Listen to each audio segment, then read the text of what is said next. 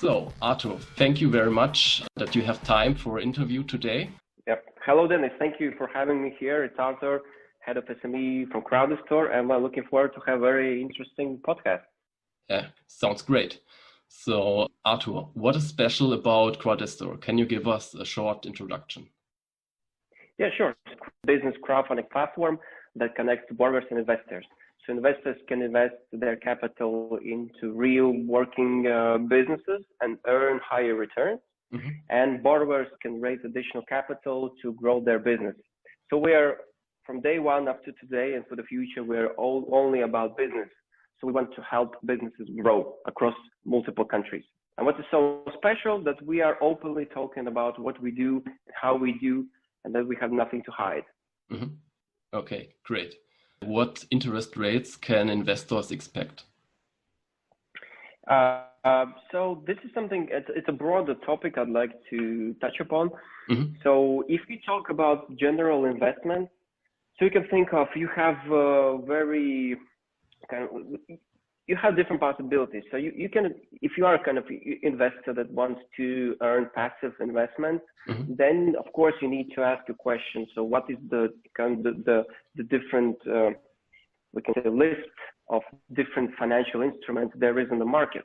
Like you can apply for your financial broker or ask an advice from your private banker, and then we'll give you that you have, bonds, you have like investment grade bonds, you have high yield bonds, then you have stocks, then you have different indexes. Yep. And if you look historically, for example, at those figures, then you have you have investment grade bonds. Then in the US, they give you 4% yield per year for the last 10 years average. Then you have high yield bonds, which have higher default rates. But again, for the last 10 years, they were yielding 7% per year. So it's meaning it's a pre-tax return on your investment. And then you have stocks. And as far as I was making my analysis, so I found out that for the last 10 years, stocks were giving 12% return on average, including the crisis in 2008 that we went through. So it's including all the ups and downs. But the one thing is to remember that these markets, they're regulated. They have like many years experience. Mm-hmm. And you invest your money, your capital for a longer period of time. So if you invest in bonds, then I advise to hold for 5-7 years, because in this cycle, there could be one crisis, one recession that will drag your kind of returns down. So if you think like investing for 7 years with a lower yield, but with a more security, then let's say it's investment grade bonds yielding 4%, mm-hmm. right? And again, these companies are regulated. These companies are audited, because otherwise you can't, being published on the stock exchange. And these are mostly larger companies, corporates, which have like big structures, and they're managed by very experienced management board and etc. Yes. This is my kind of kind of warm up to give the answer to the question. So what mm-hmm. are the interest rates that we are giving on a platform? So it's from a 15 to 30%. Mm-hmm. So from 15 to 30% per annum. Mm-hmm. You could say that it's too much, but then again, what we are doing, we are openly saying the projected default of that company. So let's say the projected default is 10%, and you're investing at 30%. So it's meaning that if you make a portfolio of, let's say 10 companies, yep. Then it means that your pre-tax income will be around 20%. So mm-hmm. it's a minus projected default. So it's always good to remember what is the risk involved in the financial instrument. And this is why we have these high rates, because there's inherent risk in every project that we're doing. And I can explain you why these are the interest rates that we have. Mm-hmm. Because from your financial background, you need to know, and our listeners also need to understand that the higher return is usually associated with a higher risk, mm-hmm. or it's associated with some unique, investment possibility. Yep. So in our situation, it's both. So these SMEs, first of all, the platforms generally are not regulated. So we are working in Estonia, and just like last month there mm-hmm. was the European regular established, and then we're looking forward next year to obtain a license mm-hmm. for Crowdestor. So this is number one. Number two, the companies that we are funding, mostly these companies, they're not listed on the stock exchange. They don't have, audited reports. On average, they have like 5, 6 employees. Mm-hmm. Let's say they have $500,000 revenue per year. So these are smaller type companies, and they have high risk because of that. They have higher inherent default risk. So, but in order to provide higher interest rates for investors, we are charging them higher, right? So if we would forget defaults and we will say there are no defaults, which will be lying, of course, then we would say investors can invest 10%. And you can look at the other platform. You can look at the Funding Circle. It's a good example. So they're based in 4 countries, and they have interest rates around 9.5% they're giving to investors. But the defaults there, if you look at it's publicly available information, their website, they have around almost 10% defaults for that. I think it was 2019 or 18. So meaning that the default is eating up all your interest. Mm-hmm. And then at the end of the day, as an investor, you want to earn money. Yep. And you invest in 10, you have 10 default, then you have, 0 capital gain. Mm-hmm. And this is something that we want every investor to understand and to start thinking about. So if there's a kind of, on P2P platforms, a risk-free investment, then I would say, well, something maybe you should think several times before making an investment. This is number one. Yeah. And number two, that it's always good advice to have a diversified portfolio. So you diversify across different projects, across different countries. We can also say you can test several platforms so you can understand which like you better, right? And then on top of that, you have your own investment portfolio. And I would also always suggest to invest, have some stocks, bonds, maybe some other indices. And then part of that portfolio have in the crowdfunding industry, because this industry is growing. We're looking at the growth numbers on a monthly basis. And I think maybe 5 years time, this industry will be catching up at some point, like from the volume size, maybe, I wouldn't say total banking, lending sector, but I would say not corporate, but SMEs. I think crowdfunding will be much, much higher in the volume for the next 5 years. So again, it's about diversification. It's about understanding the risk. Yep. So this is why there's high interest rate, because when we are assessing the risk based on a scoring model, we see that there's a probability of default. Mm-hmm. And what it means that the company will be late on the payment. Technically speaking, it's a probability that in the next 12 months, company will be late on a consecutive 90 days. Yep. It doesn't mean that the company will go bust, but it means that the company could have some late payment. Mm-hmm. And we are calculating that probability when we're pricing the customer. Mm-hmm. This is why, for example, some of the customers, they are rejecting our offers because they're saying it's too expensive. So if their business model cannot take that high interest rate, then they're rejecting our offers. Yeah. And what can we do? We say, okay, because otherwise, if they would say, I'm ready to borrow in Latvia at, let's say, 10% per year, then if we subtract our commission, we subtract our projected probability of default, then investors will be left with 4 or 5% clean pre-tax revenue. Yeah.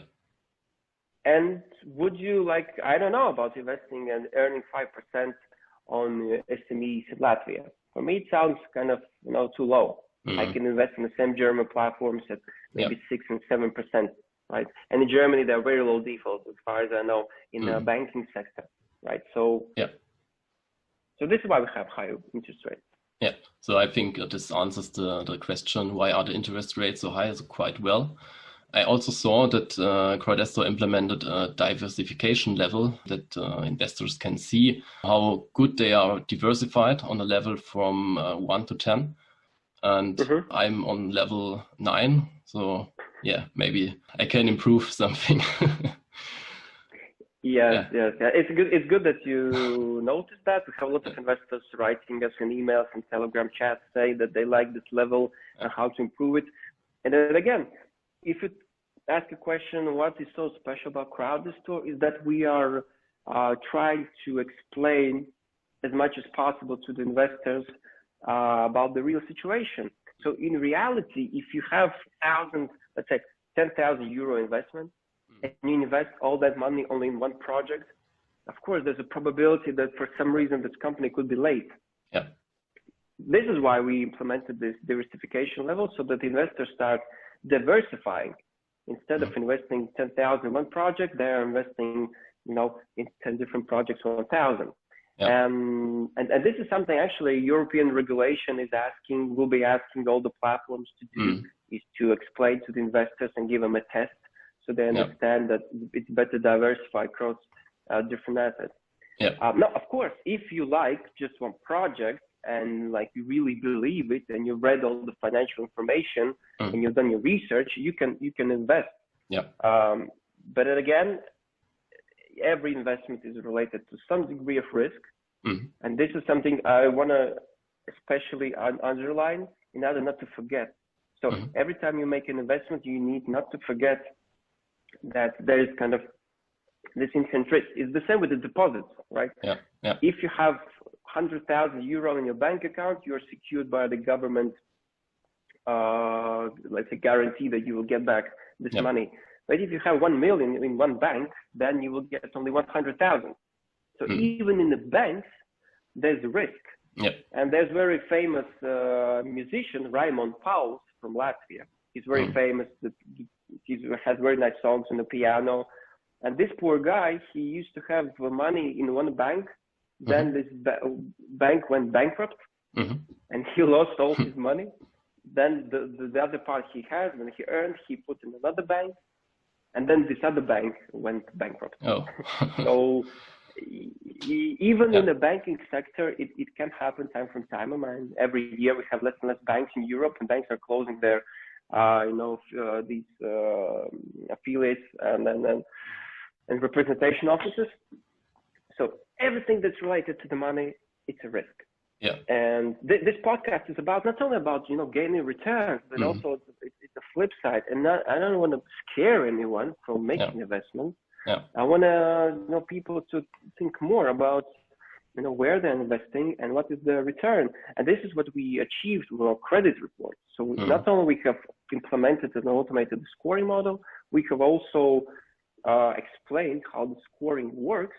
And what is the report and how we're making the scoring and where we're getting the data from. And we have explained all the figures like probability of default and loss given default and expected loss.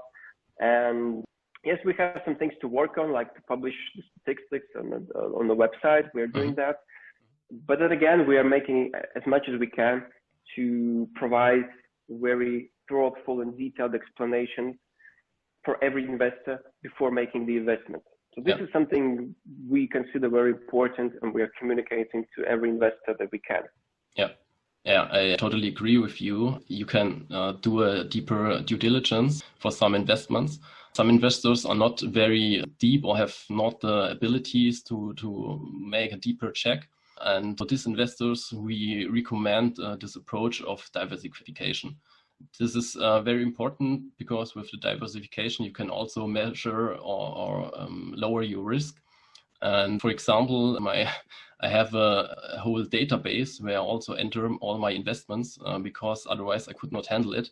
But I think it's worth it because you have this diversification among a lot of assets, and so you can also have you have another risk when you invest, and you also can do some more riskier invests when the sum is not too high. And so this can also an approach for let's say new investors that are not so very deep into read balances, financial statements, and so on. So this is just a recommendation from us. You also mentioned your new scoring. What makes the scoring so special? Number one is because we are so we remodeled it from the scratch. So what we did when I joined the team and we were sitting and thinking, okay, so what we can do. So we asked the question, so how we can make the SME scoring model from ground zero, given all the, experience, information and experts and different databases and score providers out there in the world. And then we found a solution. So we are working with several credit score providers. Unfortunately, I cannot name the real names of that, so this stays with our company. But I can say that one of them is the big three credit rating agencies, like one of the S&Ps and Moody's and Fitch, right? So we are taking credit score from them. Then second, we have several score providers who are specifically focusing on SME scoring. So this is their main focus. So they're making their own modeling. They're making their own prediction models on defaults of SMEs across the world. And they have like several years experience of modeling, and we have partnered with them. And we have other databases that we're using. And then we put the expert opinion. So we are working with worldwide experts. So one of them made like 200 scoring models for banks and non-bank SME lenders. And then again, I mean, in the Google we have everything. So we have found around 70, I think it was 70 or even more reports on credit modeling for businesses and what are the main predictors of for SMEs going bust, like for the PDs. And then, for example, that we have found out that many research papers, they're showing that if the company has more than 10 years experience, I mean, the owner and the management of the company has 10 plus years experience of entrepreneurship, then they have higher probability to survive through the different business cycles rather than the young entrepreneur with 1 year experience. So this is, for example, one of the factors that we are saying. And again, we are openly saying this factor. We are not hiding anything, and we are saying as much as we can. So this is the combination of all the different databases and our own experience and scoring experts. And again, 3-4 years ago, it wouldn't be possible because there was no global presence of such scoring providers across the world. And we can say business lending was not that widespread like in 2015 or 14. So this is something new. So this is something important. And if you would ask me a question, so what about the banks? Because banks, they're here for like several thousand years, and they have their own scoring models. Well, banks, their scoring models, they're good scoring models. Of course, they have a lot of data scientists. But then again, there's an impact from a regulator and from the shareholders on board of the company regarding the risk level the bank is ready to take. And then you add the AML on the top. It's a very hot topic for the last couple of years. And then the bank simply has two rigid criteria to assess different companies. And second, banks, they're used to have too many of these credit committees and, to have these meeting the customer, asking the question and looking into the eye and then going and checking if there's a real production going on. Of course, it eliminates some fraud risk.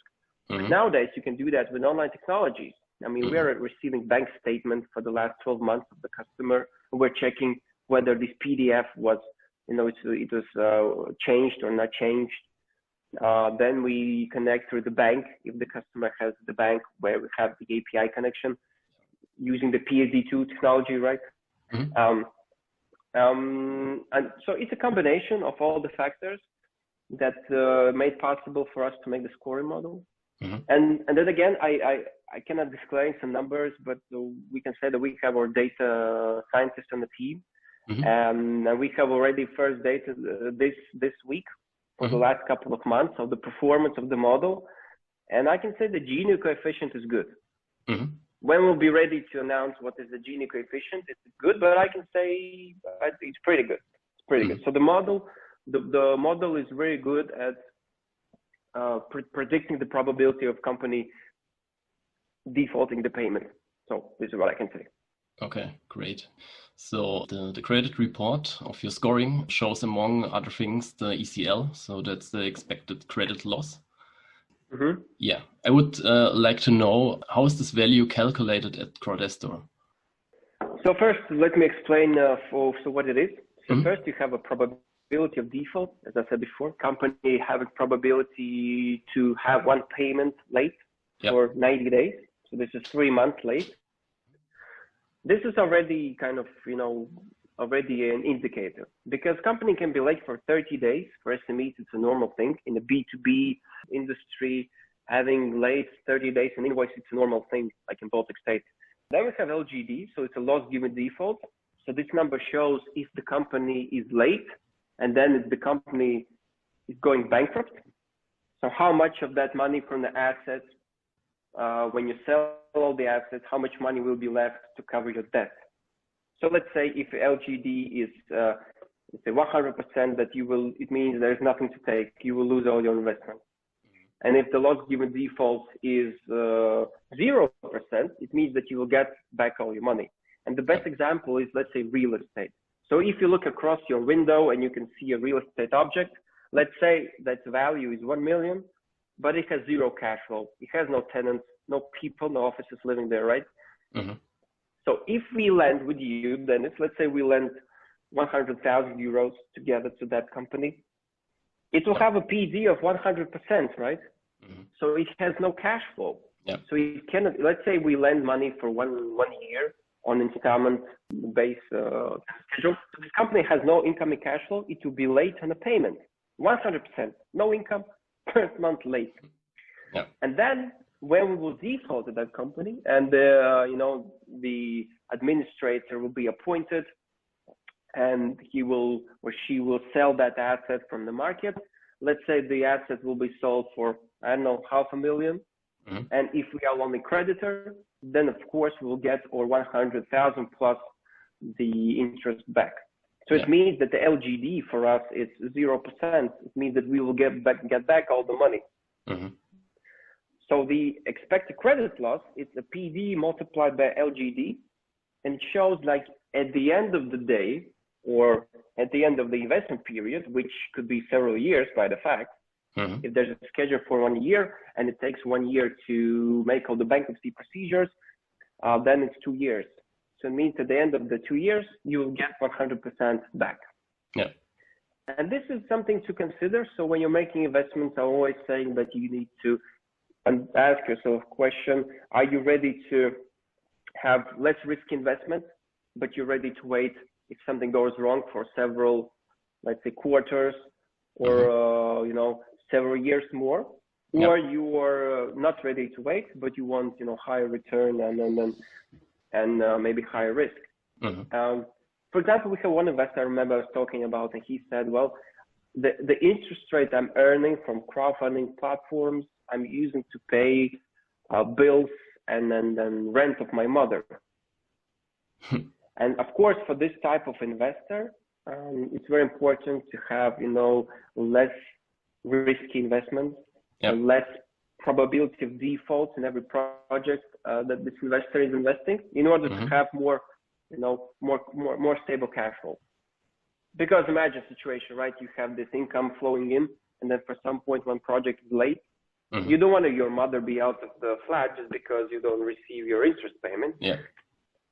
So the expected credit loss is just answer the question: if the company will be late, how much money I will get back if the company is defaulting? Yeah. So I think this is a very good explanation for all investors who want to understand the financial standard IFRS 9. If you are looking to ECLs in every company. So thank you, Artur. And that leads to my next question. What are the securities of the SMEs when they apply for a loan from Crowdestor? Okay.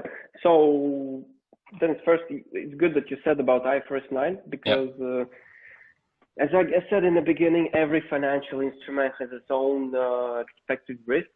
I mean, everything, it's about the risk and the reward. And so it's good before making any investment to understand what is the probability of something not going right. So it's like playing chess. Like you try to calculate what will happen if you do this move. You can lose a little bit by little on the short term, but maybe in the long term you will win, or it's a vice versa, right? So answering regarding IFRS to this, answering the question, again, I would compare to the other type of financial instruments. So if you invest in stocks, then what is the security there? I mean, you are a stockholder and you just hope that the management and everything will go well, because otherwise this company will be sold and you will get your shares maybe back. All these companies will go bankrupt, and then after the liquidation, then the money left will be paid out to all the shareholders, right? Yes. So the shareholders are always the last ones to receive their money. So if you invest in bonds, it's what is the security there? Yeah, you can just say that first you have a security that the financial broker you're working with, it's a decent one with a license. So if you buy bonds, it means that these are the real bonds, because we have heard of the stories, people playing on the stock exchanges and playing at the Forex. And then at the end of the day, they understand that they're really not playing on the real market. They're playing against the company that is kind of a broker. So this is something to consider. And then if you have a corporate bond, there are pledges. We can say there are pledges from the assets. Many investors consider it something very important, but then again, when you have a pledge, it takes time to realize the assets. So if the company goes, let's say it's late and then it goes bankrupt, then it takes time to realize the assets. And mostly in these situations, the management and the shareholders of the company, they're not personally liable for the liabilities of that company. So let's say you have a milk production company somewhere in Germany, and then I invest, and you issue bonds, and then we invest, and for some reason, business doesn't go well, and you close the business, you most probably will be personally not liable for the liabilities of that company. And you will go and open a new one. Yes, you'll have a not very good reputation, but you can open a new business. This is what the common law is saying to us, that you have these limited liability companies where you're not liable for the liabilities of the company. With SMEs, it's different. Sometimes we take collaterals, we take cars, sometimes we take real estate, but mostly we just take personal guarantee. And we receive many questions like, what is personal guarantee, how it works, and it's not a collateral. Well, I can say that for SMEs, it's a collateral in a way that these owners of these companies, the owner is the management, and this is the main guy that all the business is standing upon. Because again, on average, they have let's say 5 employees, and everything stands on the shoulders of that founder and owner and entrepreneur of that SME. And if there's a personal guarantee that the owner will feel like, if there's a situation when you can liquidate the company and start a new business, because for smaller companies it's much easier to do, then if you have a personal guarantee, the entrepreneur will think twice before doing that. Because if the company doesn't pay, it's late in the payment, then we have full legal right to claim that money from the owner of the company. And you can say, well, but this owner maybe doesn't have any real estate or cars or money in the account. Sometimes they do, sometimes they don't. Based on different cases, we can say different statistics. But what you have a claim court decision that this person for the next several years, or it's for 10 years or many more years, if he will have any assets, he needs to pay you. And this is something legally enforceable. So this would mean personal guarantee. It means that if you have assets, then we will take all your assets. If you have no assets, then we will sit and wait until you find a job, and then we subtract the money from your payroll on a monthly basis. Or we wait until you start your business, you have shares, and then we immediately can take the pledge on the shares, and we can start taking the money that you have. So this is it's a mixture of legal and financial instruments more. Yeah. Okay. Understood. So what is the current demand for such loans at Crowdestor? And maybe some listeners would ask, why don't these companies go to the traditional bank? These companies do go to traditional banks. Just it depends country by country. For example, in Latvia, banks are too much focused on their AML problems and kicking out the customers, especially good customers, from the balance sheet, because they have this quota. So banks are slow. They're rejecting certain type of customers, and they ask too many questions and ask too many documents. And in our world, when the speed is the key, sometimes it's much better to pay more interest, but to borrow quickly. And just to give an example, in Latvia, we have a state-owned bank called Citadela Bank.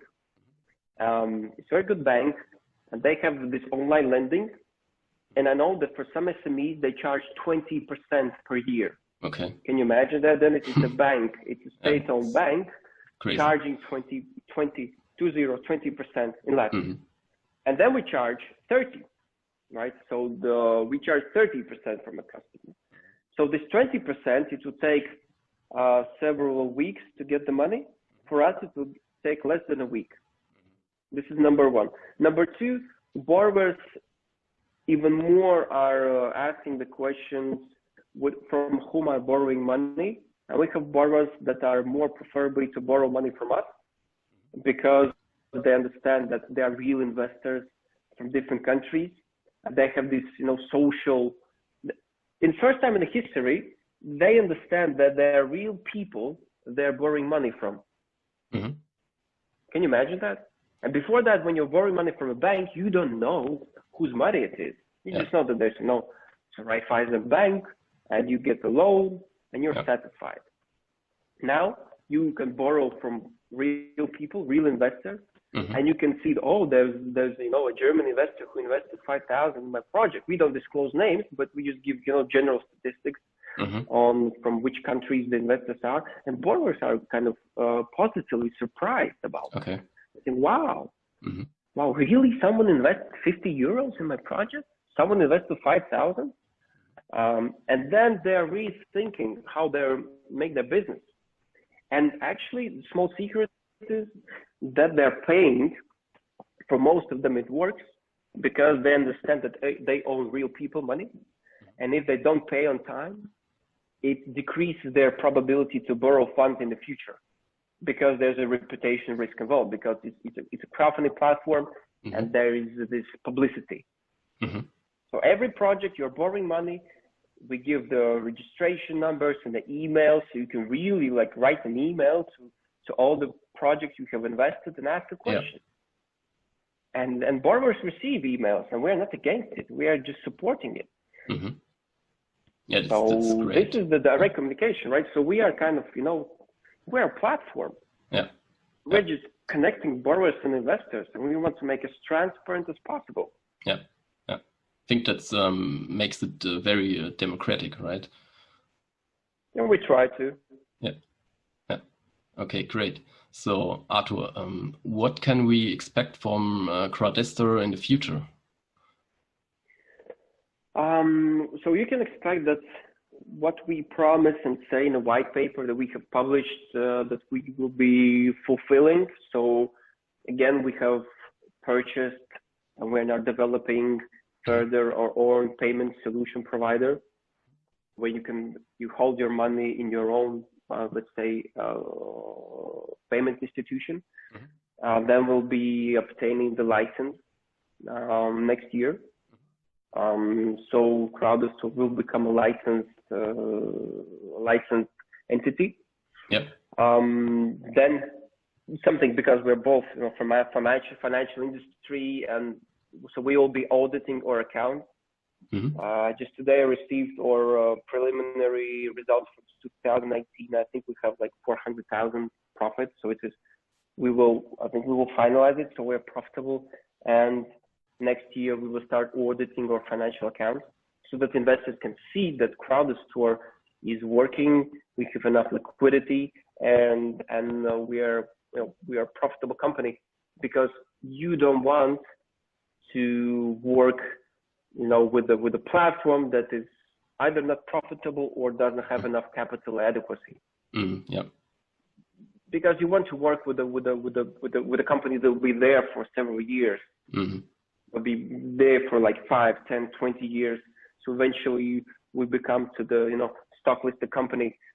This is one of our goals. It's not only to become in top 3 of crowdfunding, B2B crowdfunding platforms in Europe, but also some point to be that big that we can, start substituting stock exchanges.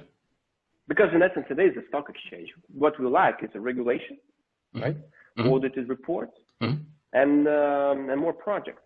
And this is what we are. So this is what we are working on. So the something that I can share you is that we have chosen next 5 countries we'll be entering, and I can say to you that for the first time publicly saying that Germany is one of the 5 countries that we are definitely entering. Okay, interesting. So I will not be naming any deadlines because sometimes it doesn't go according to the schedule. We can say that we will make some announcements in the next month, and in a couple of months we'll be entering 5 countries where Germany is one of them. And for your surprise, we will be providing higher interest rates for investors if you compare to the German platforms. Okay. For the same reason I was explaining why we have that high interest rate. This is because we are modeling the risk. So if our model will be saying for certain German type companies there'll be 1% probability of default, then we will be giving double digit, like 11-12% interest rate. If the PD will be like say 7%, then it will be interest rate of 19%. And there are certain companies, certain business lending companies, invoice financing companies in Germany who charge their customers 20-25%. I know that sounds really, really maybe strange for listeners from Germany who get used to very low interest rates. You can borrow from bank at 1%, right? You can. There are like crowdfunding platforms providing 7% returns. Yeah. But we will have higher rates for both borrowers and investors because we want to have a win-win-win. And this means that not all borrowers will be eligible to borrow the money if we see there's a higher default probability.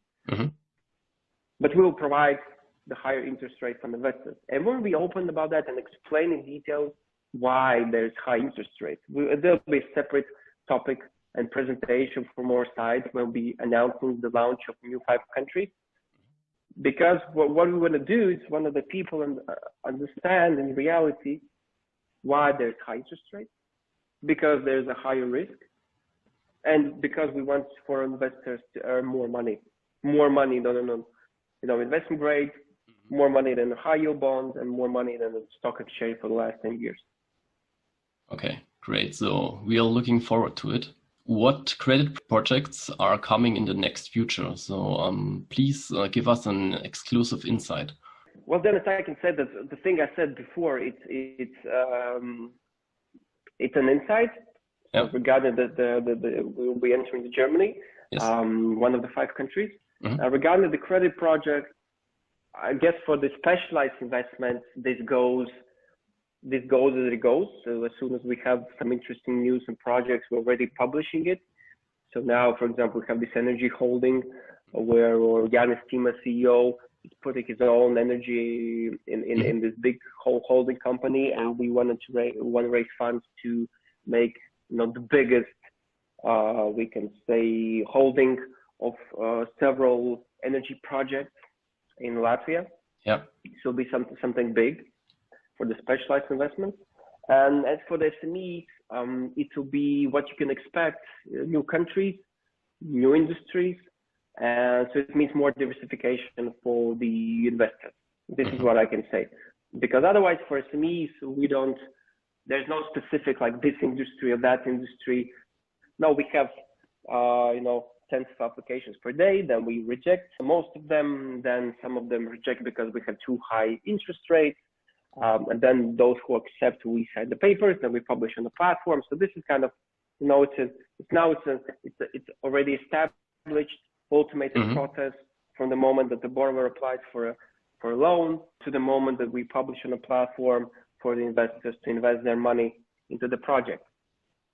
So this is I'm proud of that we have done in these few months. And for me personally, with all the team, we're looking forward to add more projects from new countries. Because this is something I really see that more countries and more industries and different interest rates and different risk categories is something that's very, very good for diversification of your portfolio. Okay, great. So I think we will stay tuned for the upcoming projects and the upcoming countries, which you told us, which is also an exclusive insight. So yeah, Artur, thank you very much for your time and this interesting interview. And yeah, we wish you all the best, and maybe we will hear each other in the next episodes of our podcast. Okay, Dennis, thank you very much. It was nice talking to you, and all the best wishes to all Capital Insider followers and people who are listening to us. Stay safe, make good investments, and earn money.